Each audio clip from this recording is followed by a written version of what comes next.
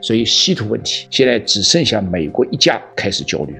欧洲将如偿如愿甚至如期的得到中国源源不断的稀土的供应。这个说在对特朗普来说显然不是一个好消息。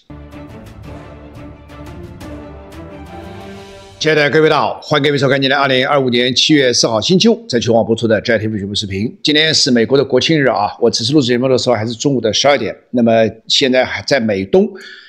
国东岸才是0点刚刚开始，国庆日显然没开始。那么这个在今天的国庆日呢，对特朗普来说可以说是喜忧参半，就像一个这个层醋打翻了一样，这个各种五味杂陈。此话怎讲呢？有好有坏，有悬而未决。所谓好的呢，是大家知道前几天一个所谓大而美的法案正式通过。那么这个参议院一开始是众议院通过，好像2票之差，后来参议院通过1票之差，现在又重新绑了一下修改法案，又回到众议院。那么虽然这不能完全说是劫富济贫，但至少这个法案呢，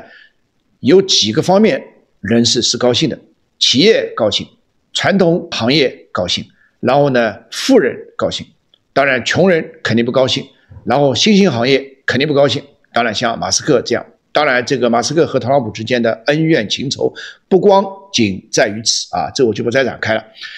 按照今天美国和欧洲媒体的说法，说大而美的法案虽然是这个咬得非常紧，但是至少在美国独立日之前通过呢，还是给了特朗普一个礼物。而且到这个月的20号，特朗普上任正好要6个月，半年时间过去了，坦率地讲，他对自己要有一个交代。那么今天的瑞士的媒体是这样说的，他说在美国独立日之前通过这个大而美的法案呢，那么特朗普可以正式甩开膀子，开始他的所谓的黄金时代。所以下面美国国内的经济在特朗普这个大而美的法案的这个强力推动之下，税大幅下降，债务急剧上升的情况下，未来会走向何方？会不会真正迎来一个黄金时代？我们大家拭目以待啊！而且这个呢，说实在的，对世界各国都会有影响。那么说到对世界各国的影响呢，就免不了要谈今天特朗普有可能会在独立日的时候，他昨天说啊，他说我最早会在美国独立日，就今天，宣布对有些国家新的税率。所谓新的税率呢，显然就不是4月2号、4月3号他当时公布的那个，在我们看起来简直了发了疯的这种税率。原因就是过去3个月。他也开始撞了南墙了。过去我们经常说，过去撞南墙撞的是别人的脑袋，现在撞的是自己的额头。那么疼痛之余，开始要回头看看。这里面，昨天我在这里给大家讲，到目前为止，越南并没有确认他跟美国已经达成了协议，就像中国没有确认一样。显然这里面是完全是特朗普要么是讹一下，要么是想占个山头，要么是想先下手为强等等。但是只要中国和越南一天不确认，这个说实在就是废的，根本没有签署过这东西。在这种情况下，未来几天，今天已经是4号了，对不对？到9号，这个美国和欧盟的高关税的这个90天的宽容期要到期了。所以这几天，欧盟和美国在紧锣密鼓的，有时候甚至是两国的贸易代表穿梭于布鲁塞尔和华盛顿之间，穿梭整个大西洋，试图在7月9号之前能够谈成。能不能谈成？我对此信心不足，但也许会有奇迹发生。也就是在这个过程当中，我觉得特朗普有可能会在今天，就是未来几个小时，美东时间美国独立日开始之后呢，会率先公布对一些国家的税率。那意思潜台词就是说，也别谈了，你也别给我讨价还价了，这个我先给你一个面子嘛，你也在，要么是7月4号我的国庆日给我一个面子，要么是在7月9号，我跟欧盟的截止期大限实现来临之前，也给我个面子，因为跟欧盟谈不成，这是一个重要的指标。他现在只有跟英国啦谈成了，好像还有什么以色列、这个日本啦、韩国啦那些主要的都没谈成，因为日本、韩国还没有大限，没有 deadline， 跟欧盟是有 deadline 的，是有时限。如果在这个大限实现之前谈不成的话，说实在对特朗普是一个重大的挫伤。也是一个重大的打击，所以呢，他一方面紧锣密鼓的跟欧盟在谈，另一方面呢，有可能会在今天率先公布新的税率。那么哪些国家在他新的公布的税率的名单上，目前不得而知，所以未来10几个小时大家可以拭目以待啊，也可以密切关注我们这个视频。在这过程当中呢，一方面美国和欧盟、美国和越南谈得火热，也谈得非常的紧绷。另一方面，中国和欧盟之间互动的也很紧密。昨天我在这里给大家讲，这个中国外长王毅昨天在德国和德国外长啦，还参加了这个前几天还参加了中欧之间的这个好像第8轮的一个战略磋商。那么本月末这个今年的中欧的年度战略对话就要在北京举行。按照现在的说法，好像是缩短1天时间，本来是第1天在北京，第2天要去合肥参加这个商业的论坛，好像现在据说目前暂时先砍掉了，这有待证实。但是呢，昨天中国外长在欧洲表示对欧洲人表示，你们不用担心稀土问题，稀土问题不会成为中国和欧洲之间的一个问题，而且我们会如常的对你们提供这个稀土。这个说实在的，这就是亲疏有别。虽然对中国来说，欧洲现在谈不上亲，但至少也不像美国那么疏。中国愿意给欧洲一个战略筹码，让欧洲放心。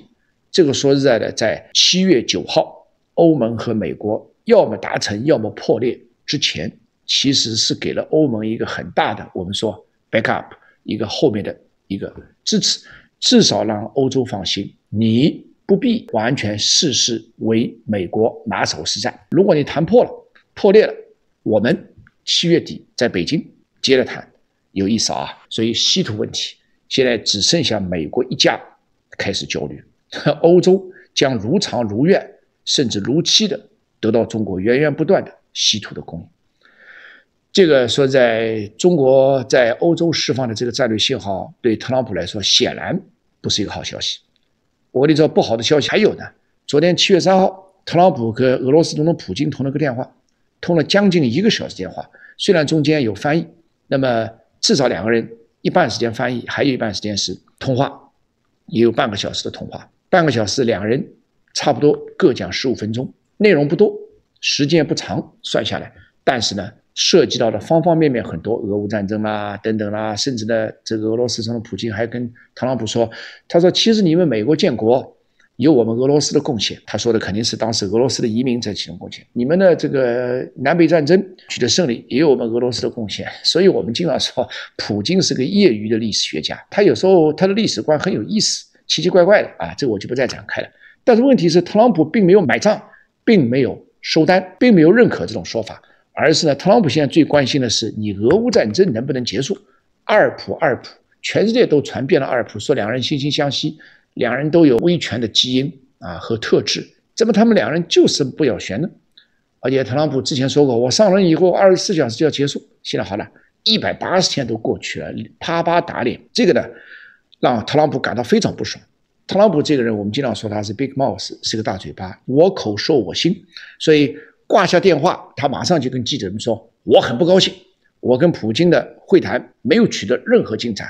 而相反呢，在莫斯科好像是普京的战略顾问乌绍科夫昨天完了以后倒很高兴，向国际媒体的记者发了整个的这个阿尔普对话的 full text， 就是全文。我也在俄罗斯的媒体上看了他的英文的全文，显然俄罗斯挺高兴，俄罗斯认为他能够用他业余的历史观把阿尔普当中的一普就特朗普搞得团团转，同时又没有让特朗普满足他要想满足的目标，达到了目标。所以现在显然是阿尔普当中是普京在兜着特朗普团团转，所以这个很有意思那么所以导致今天马上要开始的这个美国独立日，说实在特朗普是七上八下，忐忑不安，喜忧参半，然后对于未来呢又感到有点彷徨和茫然。喜忧参半里面喜当然大而美的法案通过了，至少目前虽然是有惊无险，当然现在还要修改案，这个在参议院能不能最终通过但是它会不会展开一个黄金时代，我们拭目以待。在关税战的问题上，在和俄罗斯谈判的问题上一点进展都没有。所以这大概就是今天在美国独立日来临时候，我们大概可以总结出阶段性的特朗普的内外政策以及全球脉络的一个走向。当然这个之前我曾经说过，从现在开始的今年下半年，无论是关税战还是俄乌，包括伊朗和以色列的局势，还是未来的世界格局，其实对于中国置身于其中，尤其中国经济置身于其中的国际的经济和政治格局有相当重大的影响，牵一发而动全身。所以有关这些情况再过24小时可能我们会有更多的消息可以了解。明天晚上8点钟欢迎大家进我的直播间我们有来自美国的，有来自欧洲的，也有来自预测中国经济最准确的经济学家，这个明天会现身我的直播间，明天晚上8点钟开始。一连几个小时，我们不见不散。所有的内幕消息都在明天晚上的直播间。我这个公开的这个视频也将继续一如既往的在第一时间向大家提供，尤其是未来几天非常错综复杂、微妙的一些内幕消息及其结构。好，大家感谢各位的关注，明天同时间我们再见，谢谢大家。